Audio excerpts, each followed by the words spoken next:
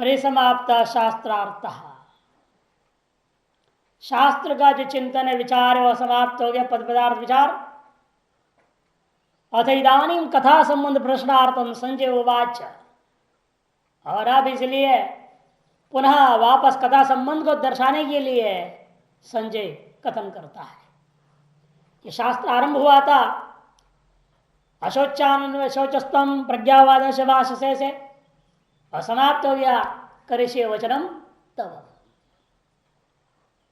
देखो, शास्त्रार्थ में शास्त्र शुरू है अ से, अशोचानन वशोचस्तम में अ और समाप्ति भी तव व में। अव अ व मने अव। शास्त्र ही हमारी रक्षा करे। अव होता है रक्षा अर्थ में। शास्त्र ही रक्षा कर सकता है जीव का और मोक्ष को ले जा सकता है। इसलिए अव यही वास्तव में शास्त्रार्थ है, रक्षा एक अर्थ। अथवा अ मने अकारो वही सर्वावाक। ओम का पहला अक्षर अ है, लेकिन वास्तव में अ में सारी वाग्मय जितने भी है वाग्मय शास्त्र सब कुछ अ में छिपा हुआ है। तद वह अस्तु अस्माकं प्रति अस्तु इति अव। वह हमारे हृदय में स्थापित हो जावे, इसलिए अ से शुरू करके वह में शास्त्रार्थ समाप्त हुआ। और कथा जो हुई शुरू हुई कहां से? धर्म क्षेत्र ध से और समाप्त हो गया यहां पर ध्रुवा नीतिर मतिर म म मम में म।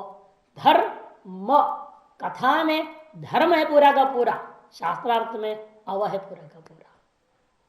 गीता का शुरू धर से, समाप्ति म से, धर्मो। मैंने संपूर्ण गीता शास्त्र में साधन मुख्य रूप में कथन किया। कथा दृष्टिया विचार करके देखते हैं, साधन मुख्य रूप से कथन किया है। इसलिए गीता को साधन प्रस्थान भी कहा, स्मृति प्रस्थान भी, साधन प्रस्थान भी। इसका उपनिषद श्रुति प्रस्थान है और उसको सिद्धांत प्रस्थान भी कहते हैं, सिद्धांत। और ब्रह्मसूत्र दर्शन प्रस्थान है और उसका युक्ति प्रस्थान नाम भी है। साधन सिद्धांत युक्ति, स्मृति श्रुति दर्शन, ये प्रस्थान तरीकों का नाम है। और सोच समझ के, इसलिए कि धर्म ही साधन है। धर्म ही क्या है? साधन है। और उसी को पूरी गीता शास्त्र में कह दिया, मैंने ब्रह्म ज्ञान का साधन मुख्य रूप में। जब साधन कथन करेंगे तो बिना साध्य कथन होगा नहीं। उपाय उपेय दोनों का कथन हो ही जाता है जगह जगह, इसलिए उपेय का स्वरूप कथन कर दिया। साध्य होता है जब ब्रह्म के स्वरूप का स्वरूप कथन कर दिया। और अधिकतर उस प्राप्ति तद अनुभूति के साधन का ही वर्णन प्रदान होने से ये धर से शुरू करके मोह में समाकर धर्म और मुख्य जो शास्त्रार्थ लक्ष्यार्थ है वो अव ही है, यह स्थापित कर दिया। इसलिए कथा संबंध को दिखाने के लिए दोबारा संजय आरंभ करता है। संजय उवाच इत्यहं वासुदेवस्य पार्थस्य च महात्मनः संवादमिमं श्रौषम् अद्भुतं रोमहर्षणम्। इति इस प्रकार का जो शास्त्र है उसको अहम मैं वासुदेवस्य पार्थस्य च महात्मनः संवादम, वासुदेव का और किसके साथ हुई संवाद? पार्थ के साथ। यह विशेषण पार्थ का क्या दे दिया? महात्मा। मानसो आत्मा इति महात्मा। मान क्या है? ब्रह्म तत्व, वही है स्वरूप जिसका, प्रत्येक चैतन्य जिसका। ऐसा जीव ब्रह्म ऐक्यत्व का अनुभव कर लिया है, वैसा यह पार्थ का उस वासुदेव के साथ, गुरु के साथ जो संवाद हुआ था। इमं संवादम, कैसा है यह संवाद? अद्भुतम रोमहर्षणम, अद्भुत है, रोम रोम को आनंद प्रदान करने वाला। ऐसे संवाद को मैंने अश्रौषम, मैंने सुना है। व्यास प्रसादा सुना, कैसे सुना? बाद में विचार आएगा।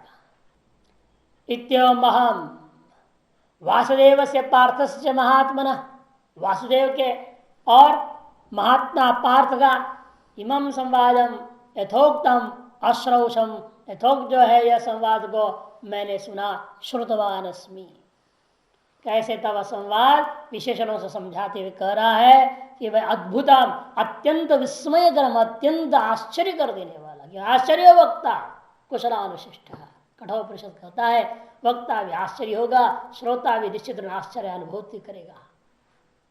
ऐसा आश्चर्य कि सुन के अवाक रह जाए, हक्का बक्का हो जाए, ऐसी बात नहीं, बल्कि रोमांचकरम रोमहर्षणम ने रोमांचित करने वाला है। वासुदेव सर्वज्ञ सर्वेश्वर है, कृतार्थ पुरुष है, गुरु है। और पार्थ प्रतागसुच अर्जुन है, महात्मा है, अक्षुद्र बुद्धि वाला है, सर्वाधिकारी गुण संपन्न है, सकल अधिकारिक गुणों से संपन्न है। सम्यंचम वादम इति संवादम, इसे सम्यंग वाद है, ये इसे नाम संवाद है। गुरु शिष्य भावेन प्रश्न प्रतिवचन अभिधान के माध्यम से उत्पन्न इमम अनुक्रांतम अद्भुतम विस्मयकरम रोमाणी हृष्यंति पुलकी भवंती अनेति रोमहर्षणम, रोम रोम हर्षित होते पुलकित हो जाते, जिसके द्वारा ऐसा विलक्षण संवाद रोमहर्षणम आह्लादकम हृदय को आनंद प्रदान करने वाला है। ऐसे यथोक्तम श्रुतवान अस्मि, यथोक्त इस महान गीता शास्त्र को मैंने सुना है। क्योंकि वासुदेव का अर्थ है, हाँ, वासनात् वासुदेव से वासुदम भुवन त्रयम सर्वभूत निवासोसी वासुदेव नमोस्तुते। वही निर्गुण निराकार है, वही सगुण निराकार है, फिर वही सगुण साकार है, वही व्यष्टि है, वही समष्टि है, वही दोनों का अधिष्ठान भी है, दोनों कल्पनाओं का अधिष्ठान भी है। ऐसा वह विलक्षण ब्रह्म तत्व है। वह ब्रह्म तत्व ही गुरु रूपेण प्रकट हुआ है, कृष्ण रूपेण अर्जुन के सामने में स्थित है। और शिष्य कौन है? अधिकारी के लिए कथित सकल गुणों का मूर्त रूप है, सर्व गुणों का मूर्त रूप में अर्जुन में उपस्थित है। अतएव यह विलक्षण गुरु शिष्य संवाद स्वयं प्रवृत्त हुआ है, कोई अभिकांक्षा से नहीं, कोई जान करके वह पढ़ने नहीं गया था ना अर्जुन से, अर्जुन कृष्ण के पास, वो तो युद्ध लड़ने गया था। बाद में सब कुछ स्वतः होते गया है। वह प्रेरक यद्यपि अंतर्यामी परमात्मा तो है ही, अर्जुन का भी हृदय में वही बैठा हुआ है, प्रेरणा दिया उसको। और कहने लगा मैं देखना चाहता हूं सबको, कौन कौन लड़ने आया है। कहा देखना चाहते थे तो ले जाकर पीछे खड़ा कर दे चुपचाप, लेकिन नहीं, चुपचाप खड़ा नहीं किया रथ को। कृष्ण स्वयं बोलने लगे पश्येताम, देखो द्रोण भीष्म नाम ले रहा है जान करके। माने स्पष्ट है, अपरोक्ष रूपेण भी प्रेरक बन रहे हैं, मोह का जनक बन रहे हैं, ताकि उस अधिकारी के अधिकार को जगा रहे हैं। जगाना पड़ता है, सामर्थ्यवान में विद्यमान सामर्थ्य को भी उकसाना पड़ता है कार्य सिद्ध करने के लिए। अनेक प्रसंग ऐसे देखने को मिला है, जाम्बवंत न कहते तो हनुमान जी समुद्र उठते ही नहीं आर पार, सामर्थ्य चुप बैठे हुए किनारे में। सब लोग अपना अपना ढींग हांग रहे, मैं इतना उड़ जाऊंगा, उतना कर जाऊंगा, वो कर दूंगा, ये कर दूंगा। हनुमान जी किनारे चुप बैठे हुए थे। और सब विफल है, जानते जाम्बवंत जी, किसी की हिम्मत तो है नहीं आर पार पूरा करने के 400 योजन। एक ही रास्ता जो हनुमान जी की सामर्थ्य ने उकसाया फिर अच्छी तरह से, तब जाके वो एक ही मार छलांग छुट्टी पाई, सारे काम हो गया। वैसे अर्जुन अधिकारी है, लेकिन सुप्त अधिकारी था, उसका जागृत अधिकार स्थापित करने के लिए भगवान प्रेरणा देते वहां पर। इसलिए यह जो है सब कुछ ईश्वरीय प्रेरणा से संपन्न और स्वतः प्रसृत है। ये यहां भी इसलिए स्वयं, आप अगले श्लोक में कहेंगे स्वयं कथयतः, स्वयं। तो प्रश्न उठेगा, हे संजय तुमने कैसे सुन लिया? भगवान ने कहा अर्जुन को, और वो भी उस समय जब बिल्कुल बच गया था, हल्ला गुल्ला चारों तरफ हुआ, वहां तुम कहाँ खड़े थे? पास में की सुन लिया तुमने? तो कहाँ थे युद्धभूमि में? बताया तुमको कहाँ खड़ा किया था? दूरी में, फ्रंट लाइन में। तुमने नाम भी नहीं, इसलिए तुम तो कहीं फ्रंट जो मुख्य श्रेणी था सामने में, वहां तो थे नहीं तुमने कैसे सुन लिया? फिर व्यास प्रसादाच्छ्रुतवान् एतद् गुह्यमहं परम योगम योगेश्वरा कृष्णात् साक्षात कथयत स्वयं। कृष्णात् योगेश्वरात् कथयत स्वयं साक्षात श्रुतवान अहम। किम श्रुतवान? गुह्यम परमं गुह्यम योगम अहम श्रुतवान। भगवान कृष्ण योगोंग ईश्वर, योगियों में विद्यमान सकल प्रकार के योगों का ईश्वर भूता योगेश्वर कृष्ण से स्वयं कथन करता हुआ उस कृष्ण से कथयता, कृष्णा सब पंचम्यंत है, स्वयं कथयता योगेश्वरा कृष्णा किं कथयता परम गुह्यम योगम। परम गुह्यम ने गुह्यतम जो योग है ये महान योग त्रिक, योग त्रिक यहाँ पर कर्म योग, उपासना योग मैंने भक्ति योग, ज्ञान योग, ये योग त्रिक रूप प्रधान रूपेण जो कथन किया, गौण रूपेण प्राणायाम आदि अनेकों योगों का भी विषय वर्णन कर दिया था, योग वगैरह सारा आ गया था। मुख्य रूपेण त्रिक योग का जो ने कथन किया स्वयं उसको मैंने सुना। कैसे सुन लिया तुमने? मैंने व्यास प्रसादात, मुख्य कथा दृष्टिकोण से व्यास जी थे, व्यास जी का आशीर्वाद से मेरे को सुनने का क्षमता प्राप्त थी। ऐसा दिव्य श्रोत इंद्र प्राप्त, जैसे उसको दिव्य ददाम चक्षु बोल दिया, अर्जुन को दिव्य चक्षु दे दिया और इसको दिव्य श्रोत्र दे दिए थे व्यास जी ने।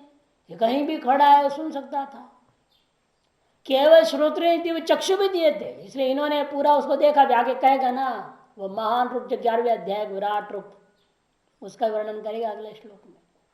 मैंने दिव्य श्रोत्र दिव्य चक्षु सब कुछ प्राप्त था इसको भी, संजय को व्यास की कृपा से। एक तो अर्थ, लेकिन व्यास से यहां लेना है सूक्ष्मया अग्रया बुद्धि, विशेषेण अस्यति प्रक्षिपति समस्त वृत्तीन ब्रह्म तत्व यासा व्यासा तया प्रसादेन व्यास प्रसादेन तस्मात् व्यास प्रसादात। वह बुद्धि जो विशेष रूप में अपने सारी वृत्तियों को स्वरूप में लगाने की क्षमता रखती है, ऐसी बुद्धि विशेष का नाम व्यास। ऐसी बुद्धि की कृपा से ही देख सका, सुन सका, समझ सका, सब कुछ हो सका। नहीं तो नहीं हो सकता है ना। दृश्यत्व क्रिया बुद्धिया, सुन भी ले अर्थ तो नहीं समझ में आता, इसको अर्थ भी समझ में आ चुकी है, अगले श्लोक में सब स्पष्ट होएगा बात। और स्वयं भगवान ने कहा है गीता महात्म्य में भी ऐसे श्लोक है, यह स्वयं पद्मनाभस्य मुख पद्मात् विनिसृता। जो पद्मनाभ पद्म है नाभि में जिसका, ऐसे जो भगवान विष्णु के मुख कमल से स्वतः ही स्वयं ही निसृत हुआ है। गोक्षीरवत, गोक्षीर के समान गोवत्स के प्रति उसी पर ज्ञान रूपी क्षीर निकला है, यह समझना चाहिए।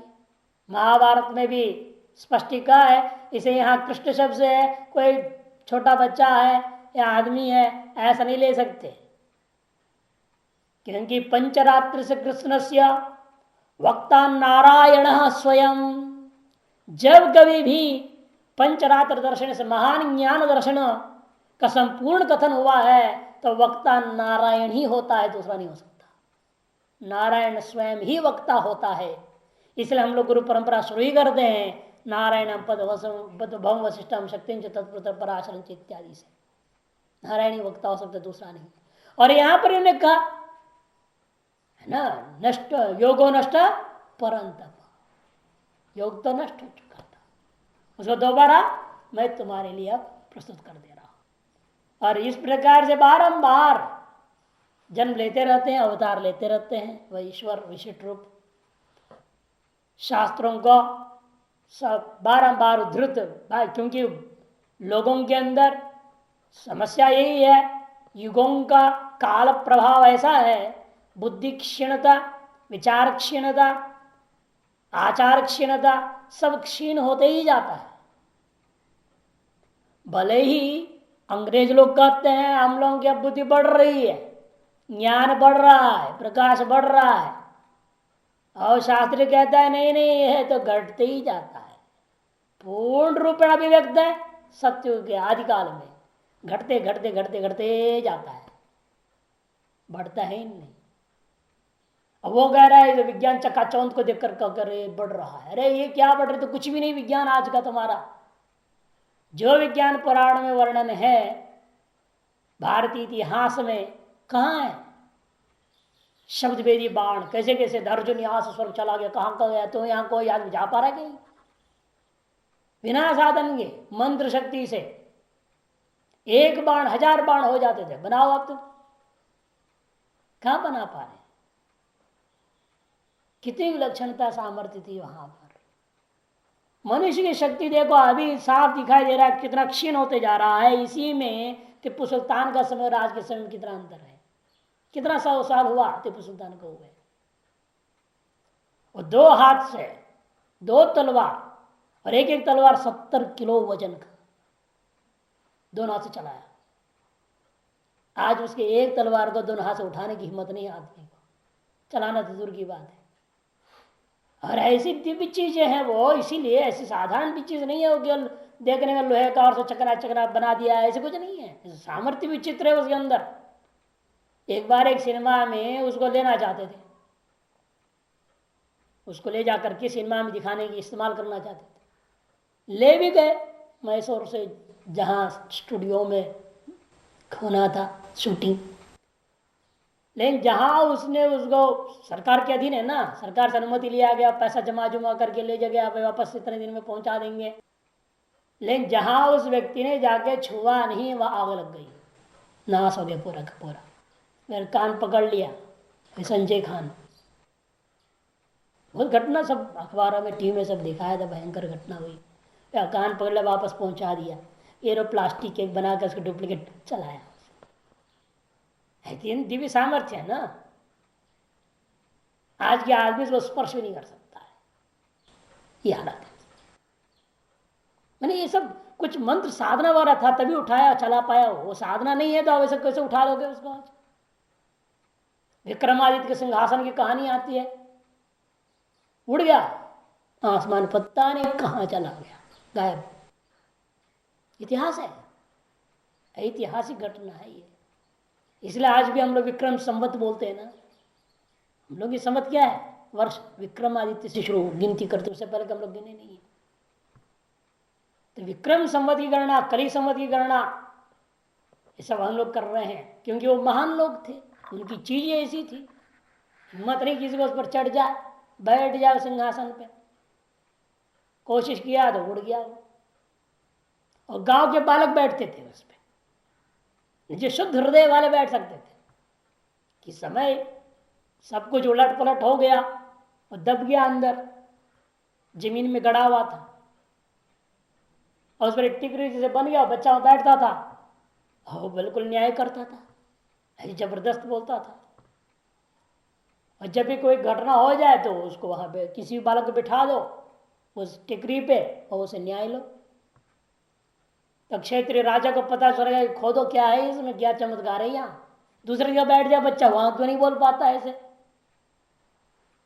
क्यों नहीं समझ पाता, झूठ छल कपट को पहचान नहीं पाता। और यहाँ बैठने से होता है, मैंने जरूर समझ नीचे कुछ है।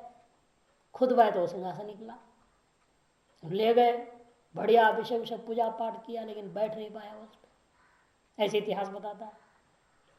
तो दिव्य चीजें तो है, इसमें संशय नहीं है। नारायण स्वयं ही प्रकट होते हैं इस दिव्य शास्त्र को प्रदान करने के लिए भी। भाष्याम तम च इमा व्यास प्रसादात ततो दिव्य चक्षु लाभा श्रुतवान। तम च इमं वाय जो संवाद इसको व्यास प्रसाद से तथा दिव्य चक्षुर लाभात, दिव्य चक्षुर लाभ से श्रवण कैसे हो गया? दिव्य चक्षु तात्पर्य दिव्य चक्षु का दिव्य श्रोत्र भी प्राप्त था, इसलिए विराट रूप को भी देखा और सारा गीता को भी श्रवण कर लिया। श्रुतवान एतम संवादम गुह्यतमः, इसी पर एक बार एक बात ने बड़ा बहस कर दिया। भाष्यकार ने से कैसे लिख दिया दिव्य चक्षुर लाभ श्रुतवान? अरे दिव्य चक्षुर लाभ से सुनेगा क्या? आंख से सुनता कोई?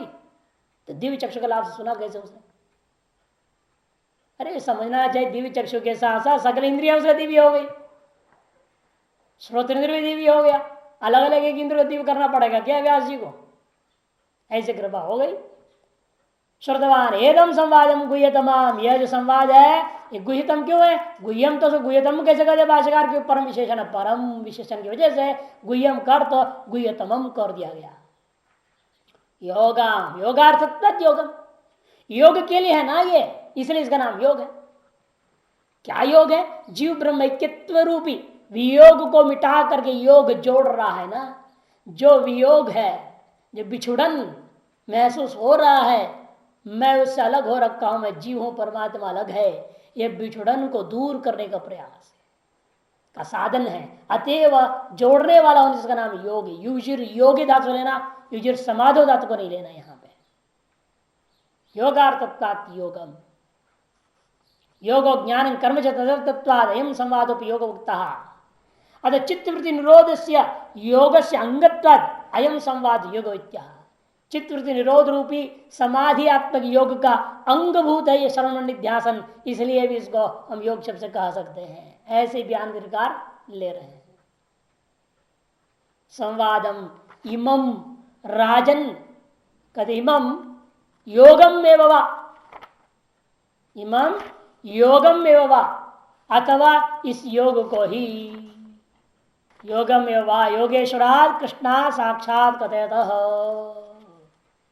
योगम एव वा क्यों कह दिया? संवाद इमम योगम एव वा, ये संपूर्ण संवाद को योग ले लो, ये भी अर्थ कर देने। जीव ब्रह्म ऐक्यता रूपी जोड़ करने से इसका नाम योग है, अथवा अष्टांग योग के माध्यम से प्राप्त होने वाले निध्यासन से होने हो करके प्राप्त होने वाला जो ब्राह्मी स्थिति रूपा योग है, योग चित्त वृत्ति निरोध, अथवा दो तो अनुग्रह लिया, भास्कर स्वयं दो ले रहे हैं, अथवा ये संपूर्ण जो संवाद को योग का, ये संवाद योगम वा, योगेश्वरात् कृष्णात्, तारस योग का जो ईश्वर है उस कृष्ण से साक्षात, उसके जो कथयता कृष्ण कथन करता हुआ, स्वयं कथन करता हुआ उसको मैंने साक्षात सुना है। न परंपराया, परंपरा से सुना हुआ नहीं है ये कहानी, साक्षात सुना। क्योंकि परंपरा से सुनी हुई कहानी गड़बड़ हो जाता है। बता चुका हो ना, एक हाथ की लौकी में 9 हाथ का बीज, वैसे हो जाए गड़बड़। एक ने दूसरे को सुनाया, उसने तीसरे को चौथे को करके आता है, वो बात हमेशा ही गड़बड़ी हो जाता है, कभी सही नहीं आ सकता। क्योंकि कहने वाला, शुरू वाला जो वास्तव में कहा है उसे क्या भाव था, क्या लक्ष्य था, वो सारा भावार्थ लक्ष्यार्थ सबको लेकर के तो अगला बोल नहीं सकता। वो अपना मिर्च मसाला जोड़ देगा, उसमें भाव भी बदल देगा, वो अगले एक तक पहुंचेगा, आप तक पहुंचते पहुंचते पता नहीं क्या से क्या हो गया, बात समझ में नहीं आता है, सब उल्टा हो जाता है। इसे कभी सुनी हुई बात पर विश्वास नहीं करनी चाहिए, किंतु कहते हैं भाई साक्षात सुने हो, उसमें भी बड़ा संभल के समझना पड़ता है ना, कि साक्षात सुना हो बात का भी उद्देश्य क्या है। कई बार होता है आपके सामने आप यही निंदा कर सकते हैं, उसका उद्देश्य कुछ और होता है, तो उद्देश्य को समझना पड़ेगा। ये क्यों निंदा कर रहे हैं, हमारे बारे में क्यों ऐसे बोल दिए, ये समझना चाहिए। आदमी नहीं समझ पाता इस चीज को, कि कई बार होता है इसलिए करना पड़ता है, जैसे अपने बेटे को डांट देते हैं बाप अपने रिश्तेदारों के सामने में, उसको बड़ा बुरा लगता है, लेकिन उसमें उसका हित है ये वो समझता नहीं, बाप से नाराज हो जाता है। प्रशंसा करेंगे तो बिगड़ सकता है, नियंत्रण में रखना है और सही मार्ग में लगाने के लिए डांटना भी आवश्यक है, ये लोग व्यवहार में देखा गया। इसलिए कहता है कि लेकिन मैं साक्षात सुना हूं और उसका भाव लक्ष्य सब सम्यक समझा हूं।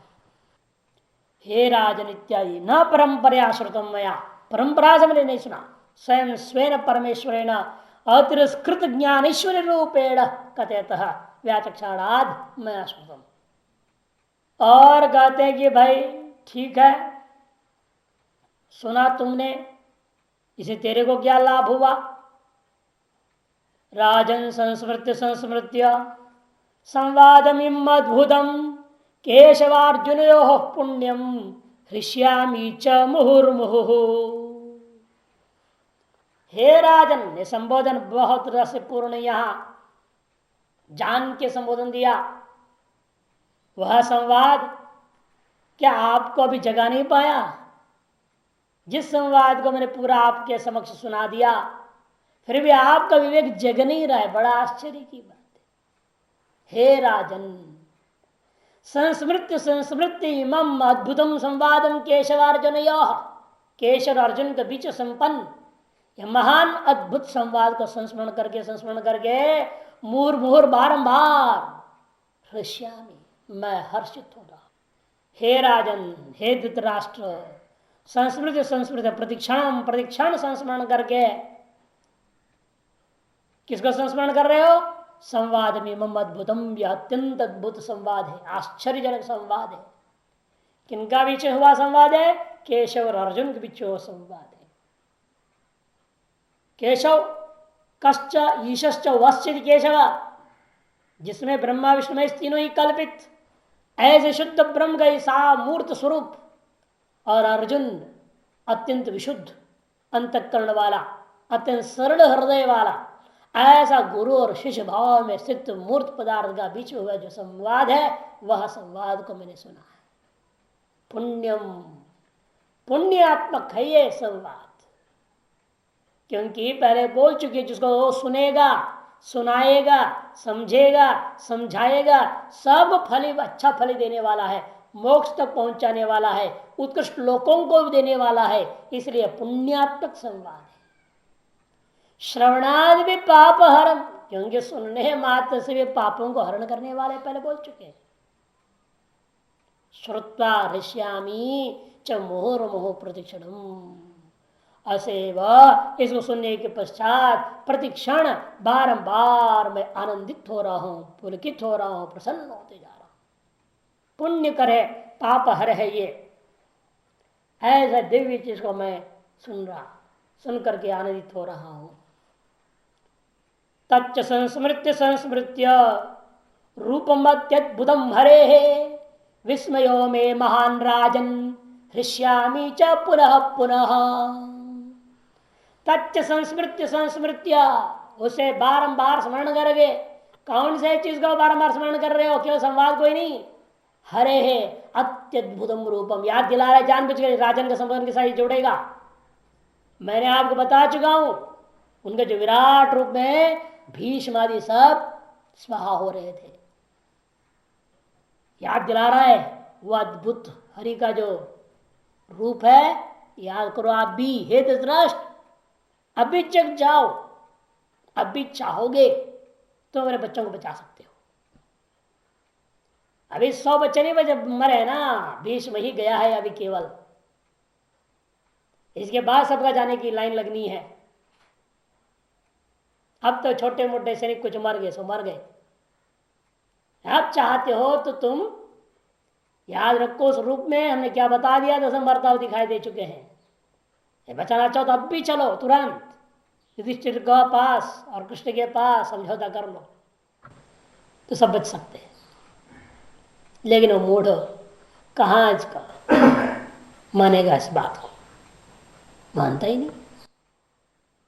इसलिए हे राजन संबोधन दिया। अब भी आप ही राजा हैं, आप चाहें अभी युद्ध को रोक भी सकते हैं। ये भी संकेत कर रहा है। उस रूप को स्मरण करके सबको मृत्यु से बचाने के लिए समझौता करना न करना, बल्कि आप अब भी राजा हैं, अभी आप आदेश दें तो युद्ध बंद हो सकता है। दुर्योधन की हिम्मत ने आगे युद्ध को बढ़ावे, लेकिन अपने राजपद का अधिकार को इस्तेमाल कीजिए, तभी यह संभव है, सब बच सकते हैं। ये संकेत किया, यानी सुना नहीं, तब अगला श्लोक में बता देगा। फिर तो निश्चय है विजय पांडवों का ही होगा, तुम्हारा नहीं। कि जहां योगेश्वर कृष्ण है और जहां पार्थ है वहां विजय है, ये साफ कह दे रहा है।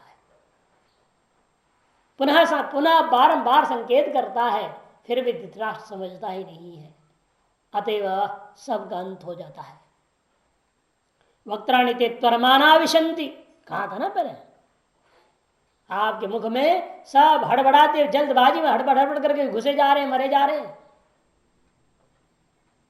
ऐसे वर्णन पहले कर चुका है। वह रूप को याद दिला रहा है धृतराष्ट्र को। भाष्योत्कर्ष दीपिकाकार देखिए इस बात को कह रहे हैं, यत्तु विश्वरूपम सगुणम अर्जुनाय भगवान ध्यानार्थम दर्शितत्वात् तच्चारेर अत्यद्भुतम रूपम संस्मृत संस्मृत में महान विस्मयो भवति, महान विस्मयो भवति।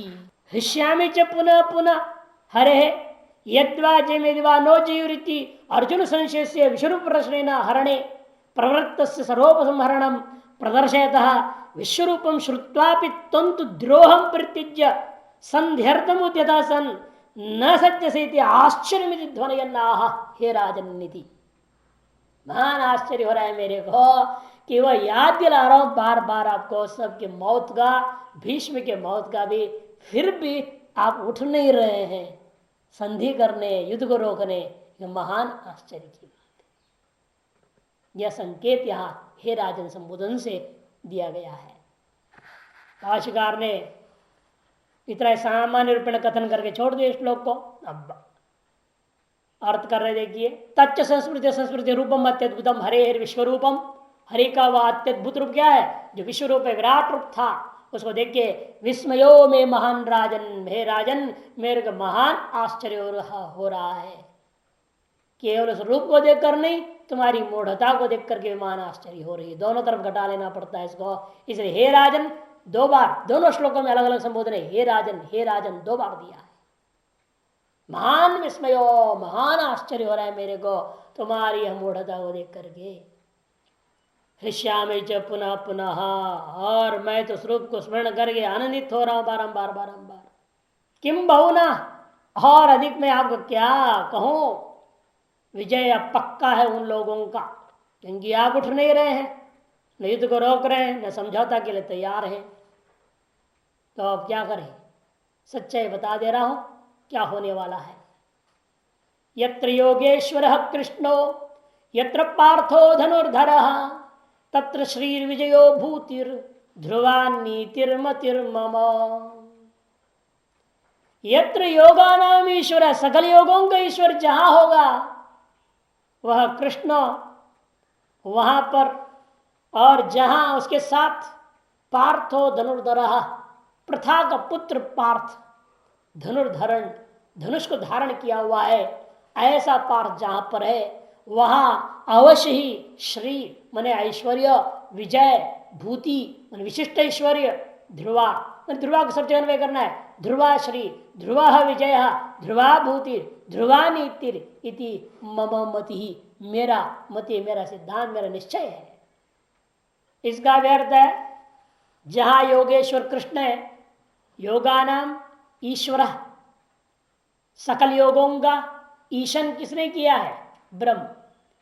क्योंकि तस्य महतो भूतस्य निश्चितमित ऋग्वेद तर्वेद यजुर्वेदा इत्यादि प्रधान को उपनिषद में आया 2, 4, 10 और 4, 5, 11 में 2 बार कहा। जिसके श्वास के जैसे श्वास चलता हो अनायास प्रकट हुआ सकल वेद, ऐसा वह ब्रह्म तत्व है। और जिससे वेद निकला है का मतलब उसी सकल योग निकला है। यह वेदों में सारा योग है, सूत्रित है, जिसका विस्तार अन्यों ने बाद में ऋषियों ने किया है। सकल योगों के ईश्वर का मतलब है शुद्ध ब्रह्म, लक्ष्यभूता तत्व जहां पर स्थित है, और उस लक्ष्य की सतह भिन्न हो गए जहां साधक पार्थ। तात्पर्य क्या है? प्रथा का पुत्र, प्रथा से तात लक्षित हो रहे हैं पृथ्वी तत्व, क्षेत्र, खेती। स्त्री क्या होती है? खेती। पुरुष होता है बीज।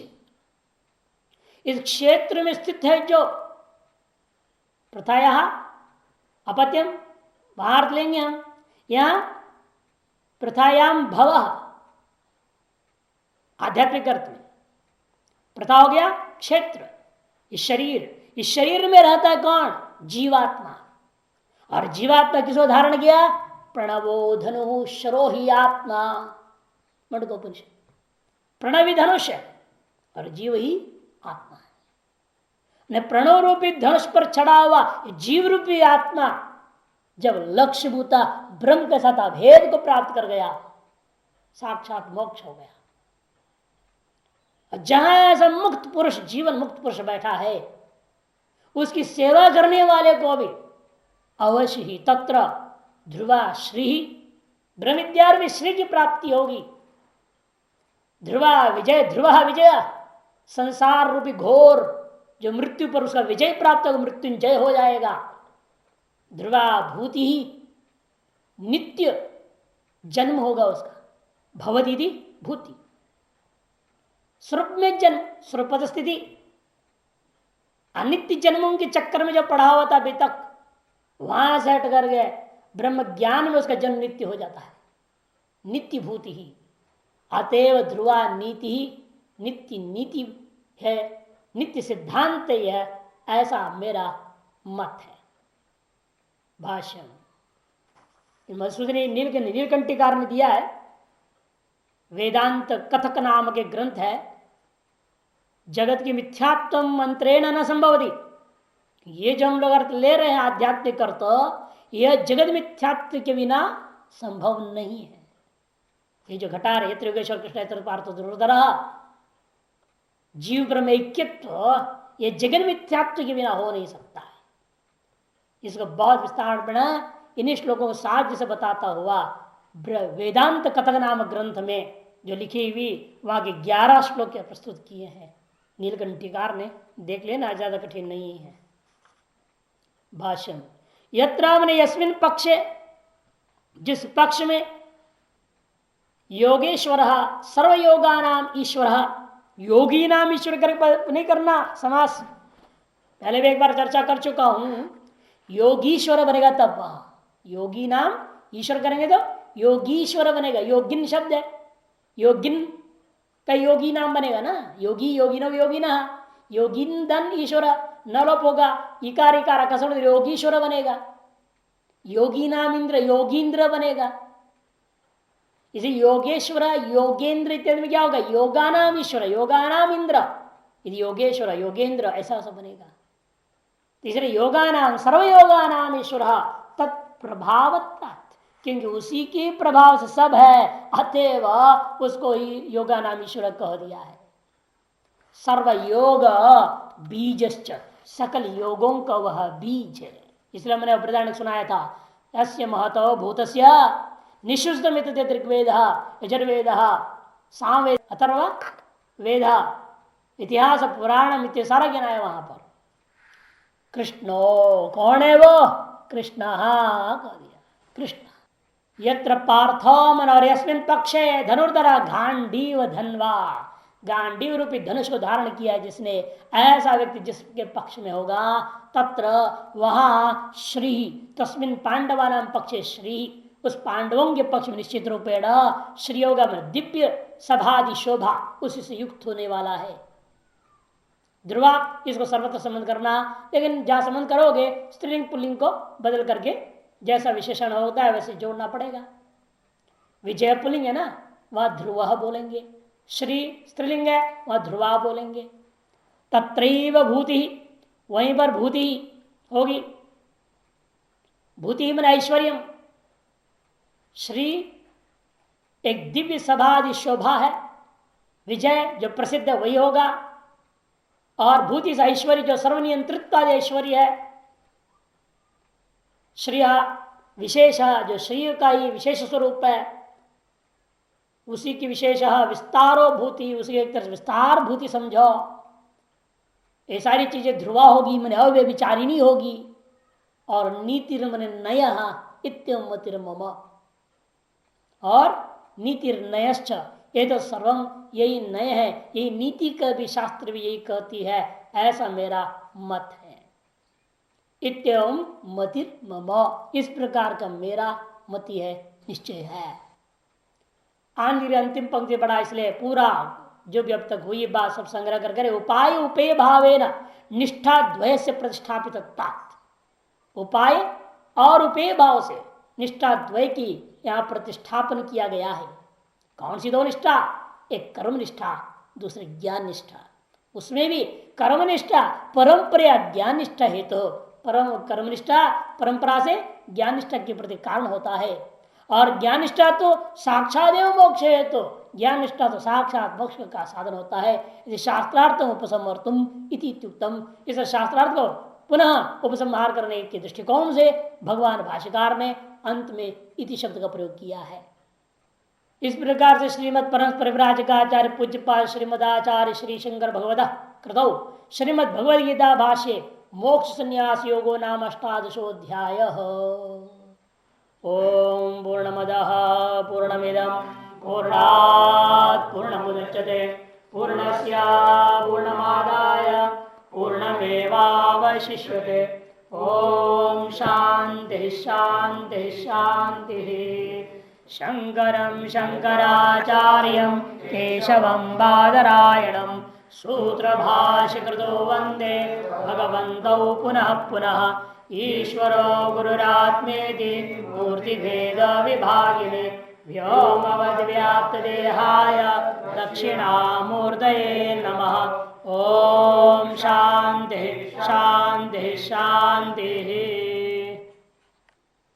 ओम जय भगवद्गीते जय भगवद्गीते।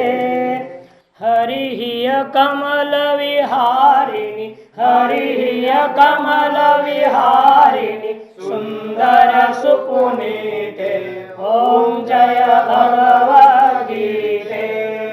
कर्म सुमर्म प्रकाशिनी कामासक्ति हरा देवी कामासक्ति हरा तत्त्वज्ञान विकासिनी तत्त्वज्ञान विकासिनी विद्या ब्रह्म परा। ओम जय भगवद्गीते। निश्चल भक्ति विधायिनी निर्मल मलहारी देवी निर्मल मलहारी शरण रहस्य प्रदायिनी शरण रहस्य प्रदायिनी सब विधि सुखकारी। ओम जय भगवद्गीते। रागद्वेष तारिणी मोद सदा मय्या कारिणि मोद सदा भव भयहारिणि तारिणि भव भयहारिणि तारिणि परमानंद प्रदा। ओम जय भगवद्गीते। आसुर भाव विनाशिनी नाशिनी तमरजनी मैया नाशिनी तमरजनी दैवी सद्गुणदायिनी दैवी सद्गुणदायिनी हरिरसिता सजनी। ओम जय भगवद्गीते। समता त्याग सिखावनी हरिमुख की बाणी मैया हरिमुख की बाणी सकल शास्त्र की स्वामिनी सकल शास्त्र की स्वामिनी श्रुतियों की रानी। ओम जय भगवद्गीते। दया सुधा बरसावनी मातु कृपा कीजे मैया मातु कृपा कीजे। हरि पद प्रेम दान कर हरि पद प्रेम दान कर अपनो कर लीजे। ओम हर हर भगवद्गीते। ओम हर भगवद्गीते मैया जय भगवद्गीते। हरि कमल विहारिणि हरि कमल विहारिणि सुंदर सुपुनीते। ओम जय भगवद्गीते। हरि ओम कर्पूरगौरं करुणावतारं संसारभारं भुजगेन्द्रहारं सदा वसन्तं हृदयारविन्दे भवं भवानी सहितं नमामि। असतिगिरिसमं स्यात् तज्जलं सिन्धुपात्रे सुरधर्मशाखालेखनी पत्रमुर्वी लिखति गृहीत्वा शारदा सर्वकालं तदविधं गुणानाम् ईशपारं नयाति।